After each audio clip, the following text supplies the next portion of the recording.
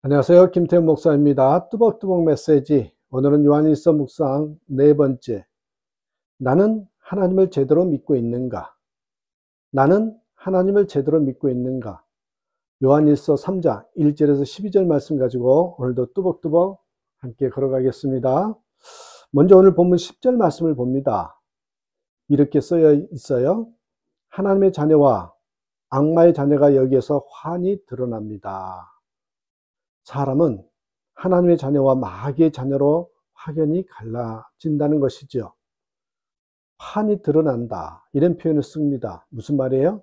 중간은 없습니다. 애매한 사람도 없습니다. 이쪽 아니면 저쪽입니다.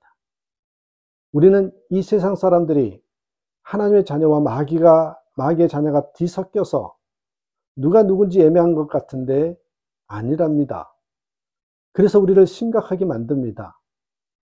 여러분 주변 사람들을 한번 생각해 보십시오. 구분이 됩니까? 무엇보다 우리 자신은 하나님의 자녀입니까? 마귀의 자녀입니까? 어떻게 구분하죠? 무엇을 보고 그렇게 확연히 구분이 된다는 것입니까? 요한 사도는 그 기준에 대해서 분명하게 말씀하고 있습니다. 10절에 곧 의를 행하지 않는 사람과 자기 형제 자매를 사랑하지 않는 사람은 누구나 하나님에게서 난 사람 아닙니다. 여러분 보세요. 하나님에게서 난 사람이 아니래요. 의를 행하지 않는 사람과 형제 자매를 사랑하지 않는 사람, 다시 말해 마귀의 자녀라는 거죠. 만약 이 말씀이 성경이 아니라면 우리는 할 말이 많을 것입니다. 그러나 성경은 단호하게 증거합니다. 하나님의 자녀는 서로 사랑해야 한다는 것입니다. 11절, 여러분이 처음부터 들은 소식은 이것이니 곧 우리가 서로 사랑해야 한다는 것입니다. 의를 행하지 않는 것과 형제를 미워하는 것은 같은 뿌리에서 나온 것입니다. 마귀입니다. 인정해야 합니다. 요한 사도는 이것을 가인의 예를 통하여 증거하고 있습니다. 12절, 우리는 가인과 같은 사람이 되지 말아야 합니다. 그는 악한 자에게 속한 사람이어서 자기 동생을 쳐 죽였습니다. 가인은 동생을 죽였는데 왜 동생을 죽인 것입니까? 뭔가 이유가 있었을 것 아닙니까? 이유는 한 가지. 가인이 악한 자에게 속한 사람이어서 자기 동생을 쳐 죽였다고 말씀하고 있어요. 12절, 무엇 때문에 그는 동생을 쳐 죽였습니까?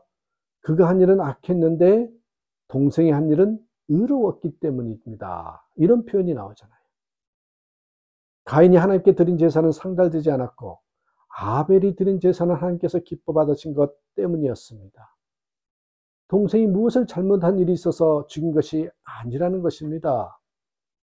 가인은 올바로 살고 하나님을 잘 믿는 동생 아벨에게 질투심을 느꼈고 미워하게 되었습니다. 그러다가 동생을 죽인 것입니다.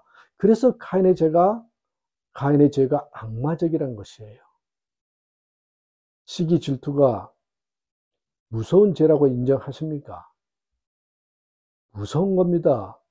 여러분, 시기 질투가 이렇게 무서운 죄입니다. 상대방이 무슨 잘못을 한 것이 아닙니다. 그저 잘한 것 뿐입니다. 그런데 우리는 질투하고 시기합니다. 그리고 별로 죄책감을 갖지 않습니다. 아닙니다. 시기 질투, 악마적인 뿌리를 알아야 합니다. 우리는 큰 죄, 작은 죄를 구분하지만 죄는 작은 것이 없습니다. 주님 앞에 서보면 비로소 깨닫게 되는 것이 시기 질투하고 미워하고 다투고 산 것이 큰 죄라는 사실을 명심해야 합니다. 작은 죄를 더 조심해야 합니다. 어느 분이 말했습니다. 기독교인에게 사랑이 빠진다면 기독교는 이슬람교도보다 더 무서운 종교, 율법적인 종교가 될 것입니다. 사랑 없는 기독교가 가장 큰 이단이라는 것입니다. 죄? 어쩔 수 없었어. 여러분, 이렇게 넘기면 안 됩니다. 마귀의 자녀가 되었다는 것을 명심해야 합니다. 세상에서 성도들이 이유 없이 미움을 당할 수 있습니다. 가인이 그래 했지 않았습니까? 우리가 구원받은 것 자체가 미울 수 있습니다. 세상에서도 죄를 지으면 감옥에 가두지만 시기 질투 미움 정도는 죄로 취급하지도 않습니다. 용서하고 사랑하지 않는다고 재판받지 않습니다. 그러나 하나님은 그렇지 않습니다. 15절에 자기 형제 자매를 미워하는 사람은 누구나 살인하는 사람입니다. 살인하는 사람은 누구나 그 속에 영원한 생명이 머물러 있지 않다는 것을 여러분은 압니다. 여러분, 이제 미워하는 사람 없어지셨죠? 아직도 누군가를 미워하고 계십니까? 그러면 안 된다는 것입니다. 그러나 지옥에 가지 않으려고 천국에 가야 하니까 사랑해야 하겠구나 생각하면 착각입니다. 형제 사랑은 우리가 하나님의 자녀가 되어서 천국에 가고 영생을 얻는 조건이 아닙니다. 불가능한 일이기 때문입니다. 예수님을 믿는다고 하면서 여전히 은밀히 죄를 짓고 형제를 사랑하지 못한다면 그가 아직 예수님을 바로 믿고 있는 것이 아니라는 말입니다. 나는 예수님을 바로 믿고 있는가? 여러분 한번 생각해 보셔야 합니다. 나는 예수님을 바로 믿고 있는가?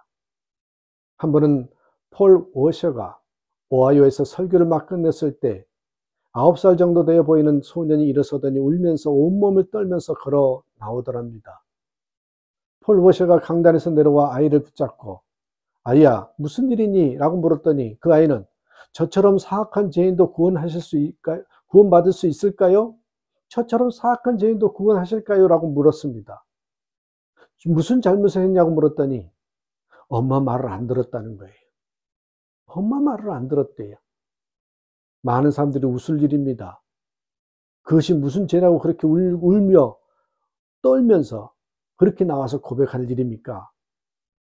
그러나 폴 워셔는 성령님께서 그 아이에게 일하고 계심을 알았다고 했습니다. 여러분, 부흥의 시대에 흔히 일어났던 일입니다. 어린아이들에게 죄에 대한 심각한 회개가 일어났습니다. 여러분, 이 회개가 바로 부흥 아닙니까?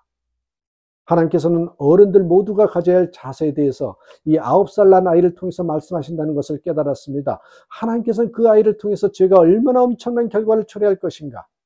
어린아이가 엄마 말에 불순종하는 그 작아 보이는 죄라도 심판을 받을 죄이며 예수님으로부터 영원히 분리된 채 지옥에 가기에 충분하다는 것을 말씀하고 계셨다는 것입니다. 우리가 지옥에 가기 위하여 죄를 많이 지을 필요가 없습니다. 한 가지 죄만 있어도 지옥에 갑니다. 정말 그럴까요?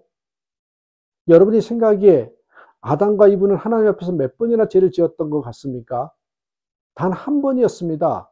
아담과 하와는 여러분이 지은 죄보다 엄청나게 큰 죄를 지은 것 같습니까? 그는 한 번 불순종하고 에덴 동산에서 쫓겨났습니다.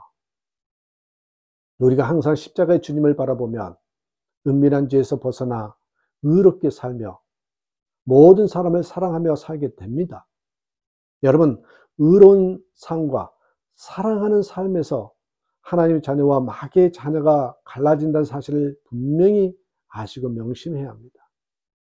그러므로 너무 늦기 전에 죄를 청산하고 사랑하며 살아야 합니다. 원수를 사랑하려고 하기 전에 가족들, 교우들, 이웃들부터 사랑해야 합니다. 가까운 사람부터 사랑해야 합니다. 어느 목사님의 글을 읽었습니다. 쌍둥이를 낳아 기르시면서 힘든 이야기를 하셨습니다. 그런데 한 번 학교 선배신 분이 전화를 하셨대요. 그분이 조심스럽게 자신의 셋째 아이 이야기를 하시더랍니다. 아내가 셋째를 임신한 것을 알았을 때 너무나 짜증이 났었답니다. 원치 않는 아이였기 때문이죠. 이미 두 아이를 길러보았기에 예상했던 대로 그 아이로 인하여 밤잠도 제대로 못 자고 얼마나 시간을 빼앗기는지 집에만 돌아오면 불평불만이었답니다. 그런 어느 날 이 아이가 자지러지게 우는데 아무리 해도 그치지를 않습니다. 울어도 너무 심하게 운다고 생각하다가 순간 섬뜩한 느낌이 들어서 아이를 안고 병원 응급실로 달려갔는데 가는 중에 품에서 숨을 거두었습니다. 그렇게 품에서 죽은 아이 얼굴을 보면서 왜 그렇게 눈물이 쏟아지는지 모르겠다고 했습니다. 아버지로서 따뜻한 사랑 한번 주지 못했구나. 계속 눈물이 나더랍니다. 그러면서 후회하지 않도록 힘들다. 불평 말고 아이를 사랑해 주라고 하더랍니다. 우리 정말 가까운 가족부터 사랑하면서 살아야 됩니다. 사랑하는 여러분 잊지 마십시오. 의를 행하는 것, 또 사랑하며 사는 것, 그것이 기준입니다. 하나님의 자녀인지 마귀의 자녀인지. 하나님의 자녀로 살아가는 저와 여러분 되시길 주님의 이름으로 축복합니다. 감사합니다.